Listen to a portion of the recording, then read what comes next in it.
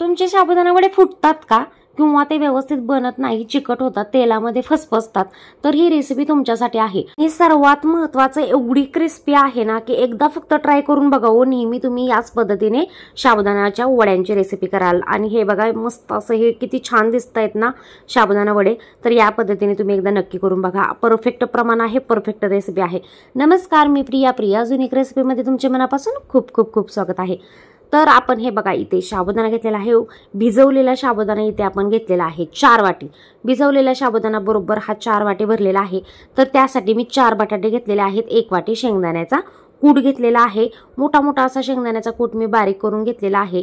आणि हे बघा इथे 5 ते 6 हिरव्या मिरच्या आणि इथे आलं घेतलेलं आहे 2 इंच। तर आता हा बटाटा व्यवस्थित असा मॅश करून इथे आपण घेणार आहोत। शेंगदाण्याचं म्हणाल तर एकदम असं मोठा मोठा शेंगदाणा बारीक करून घ्यायचा आहे बरं का, व्यवस्थित भाजून घ्यायचा आहे, एकदम खरपूस असं भाजून घ्यायचा आहे। आणि हे बघा असाच मोठा मोठाच बारीक करून घ्यायचा आहे। तर हा खाताना सुद्धा खूप छान लागतो वड्यांमध्ये आणि चिकट सुद्धा वडे अजिबात तयार होत नाहीत। तर हे बघा इथे आता शेंगदाणा घालून घेतलेला आहे, बटाटा मॅश करून घेतलेला आहे। तर आता मी साबुदाणा तुम्हाला मोजून दाखवते। तर इथे भिजवलेला साबुदाणा आपण वाटीच्या साहाय्याने 4 वाटी साबुदाणा इथे घ्यायचा आहे। बरोबर प्रमाण आहे, याच प्रमाणामध्ये करून पहा। तर हे बघा 3 वाटी झालेल्या आहेत आणि ही 4थी वाटी। तर 4 वाटी आपण इथे हा साबुदाणा भिजवलेला घेऊयात। तर 4 वाटी साबुदाणा, 4 बटाटे मीडियम साईजमध्ये, 1 वाटी शेंगदाण्याचा कूट आणि हा जो 5-6 हिरव्या मिरच्या, आलं हे मिक्सरला बारीक करून घेतलेलं आहे ते आता यामध्ये घालून घेऊयात आणि हे व्यवस्थित मिक्स करून घ्यायचं आहे। सर्वात महत्त्वाचं यामध्ये 3 ते 4 चमचे वरवीचं पीठ घालून घेतलेलं आहे। अशी व्यवस्थितच मोठी मोठीच अशी वरवी सुद्धा बारीक करून घ्यायची आहे मिक्सरला आणि त्यामध्ये घालून घ्यायची आहे। चवीनुसार यामध्ये मीठ घालून घ्यायचं आहे। मी इथे सेंधव मीठ घातलेलं आहे, तुम्ही कोणतंही घालू शकता। तर हे बघा आता हे व्यवस्थित हाताने मिक्स करून घेऊयात आणि याला असे आकार देऊयात। तुम्ही तुमच्या चॉईसनुसार याचे आकार ठरवू शकता। तर असे हे बघा उभ्या आकारामध्ये हे जे आपण वडे तयार केलेले आहेत ना हे खूपच छान लागतात बरं का। अगदी वेगळं काहीतरी दिसतं वड्यांपेक्षा, थोडंसं वेगळं काहीतरी। तरी ते मी सिलेंडर शेपमध्ये हे असे हे बघा पीस तयार करून घेतलेले आहेत बऱ्यापैकी साबुदाणा वड्यांचे। तर हे आता थोडे तयार झाल्यानंतर तेल गरम करायला ठेवलेलं आहे। तेल खूप छान इथे गरम झालेलं आहे। यामध्ये हे सर्व पीसेस घालून घेणार आहोत।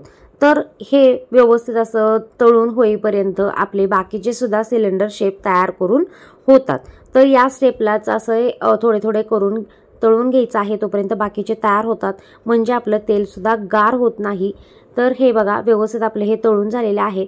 जवळजवळ 7 ते 8 मिनिटांनंतर हे पलटी मारून घ्यायचं आहे, म्हणजे उलट सुलट असं करून घ्यायचं आहे। लगे हलवायचं नाही, खाली चिकटलेलं असतात हे साबुदाण्याचे वडे, त्यामुळे काय होतं खाली तसंच राहतो तो पार्ट आणि व्यवस्थित हे निघत नाही, फुटतात त्यामुळे वडे। त्यामुळे थोडा वेळ थांबायचं, हे आपोआप खालून तेलामधून सुटले की याला पलटी मारून घ्यायचे आहेत, उलट सुलट असे करून तयार करून आपण इथे घेणार आहोत। जवळजवळ 10 ते 15 मिनिट आपण हे साबुदाणा वडे तळून घेतलेले आहेत सिलेंडर शेपचे। आता इथे मी खूप छान अशी या साबुदाणा वड्यांसाठी चटणी बनवणार आहे बरं का। तर ही पण रेसिपी खूप छान आहे, या साबुदाणा वड्याबरोबर हीच चटणी तयार करून बघा। तर इथे मी 1 वाटी दही घेतलेले आहे, यामध्ये पाव वाटी शेंगदाण्याचा कूट घेतलेला आहे, हिरव्या मिरच्या 2-3 हिरव्या मिरचीचा ठेचा आणि यामध्ये मीठ घालून घेतलेला आहे। आता हे बघा हे मस्त अशी साबुदाणा वड्यासाठीची चटणी तयार झालेली आहे। खूपच छान लागते, खूप छान लागते। विश्वास ठेवून एकदा करून बघा आणि याबरोबरच साबुदाणा वडे सर्व करा, खूप सुंदर लागतात। अगदी चटपटीत अशी ही रेसिपी तयार होते। तर हे बघा आता हे मी तयार करून घेतलेलं आहे सिलेंडर शेपमध्ये। आता आपण इथे वडे तयार करून घेऊयात। वडे सुद्धा अजिबातही फुटणार नाहीत बरं का। हे बघा एकदम व्यवस्थित मोठ्या साईजमध्ये असे हे वडे तयार करून घेतलेले आहेत। मीडियम साईज आहे, जाडी सुद्धा तुम्ही इथे पाहू शकता। तरी सुद्धा हे वडा तळल्यानंतर अजिबातही फुटत नाही, अजिबात काहीच होत नाही या वड्यांना। तर हे बघा इथे सर्व व्यवस्थित असे वडे मी इथे तयार करून घेतलेले आहेत। तर तुम्हाला ही रेसिपी कशी वाटते लगेच जाऊन लाईक करा। जर तुम्ही चॅनलवरती नवीन असाल तर चॅनलला सबस्क्राईब करायला विसरू नका। त्याचबरोबर बेल आयकॉनवर क्लिक करा, म्हणजे तुम्हाला माझ्या या नवनवीन युनिक रेसिपी सर्वात आधी दिसत राहतील। मी तुमच्यासाठी अशाच काहीतरी नवनवीन युनिक रेसिपी घेऊन येण्याचा प्रयत्न करत असते। परफेक्ट प्रमाणातच मी सांगत असते, त्यामुळे रेसिपी अजिबातही फेल जात नाहीत। तर हे बघा हे सर्व पीसेस व्यवस्थित आपण तळून घेतलेले आहे, अगदी क्रिस्पी होईपर्यंत तळून घ्यायचे आहेत, लाल होईपर्यंत। तर हे सर्व आता बाजूला करून घेऊयात आणि यामध्ये आपण जे साबुदाणा वडे आता तयार केलेले आहेत ते सुद्धा तळून आपण इथे घेणार आहोत। तर हे बघा भरपूर असे हे साबुदाणा वडे तयार होतात. 4 वाटी साबुदाण्यामध्ये खूप असे भरपूर असं म्हणजे 7 ते 8 माणसांचा एका टायमिंगचा नाश्ता परफेक्ट पोट भरेल असा इथे तयार होतो.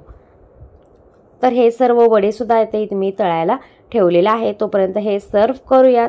तर खूप सुंदर दिसत आहेत, तुम्ही इथे पाहू शकताय.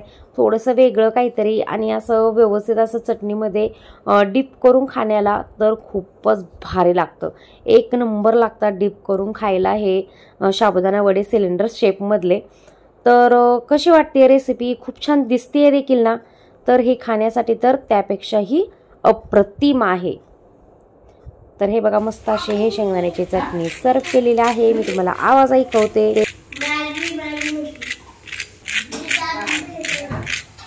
तर ऐकले का किती क्रिस्पी झालेत ते? आणि हे बघा आता मी ओपन करून दाखवते. तर खूपच छान असे आतून देखील शिजलेले आहेत आणि खूप असे वरचे कोटिंग सुद्धा क्रिस्पी असं झालेलं आहे. खूप छान लागतात हे. आणि ज्याचा उपवास नसेल ना ते तर पहिल्यांदा ताटावर येऊन बसतील आणि हे सर्व साबुदाण्याचे पीसेस संपवून टाकतील, एवढे हे क्रिस्पी झालेले आहेत. चला तर आता उद्या पुन्हा भेटू अशाच नवनवीन युनिक रेसिपींबरोबर. तोपर्यंत पोट खुश तर मन खुश. त्यामुळे नेहमी खात राहा आणि हसत राहा. थँक्यू.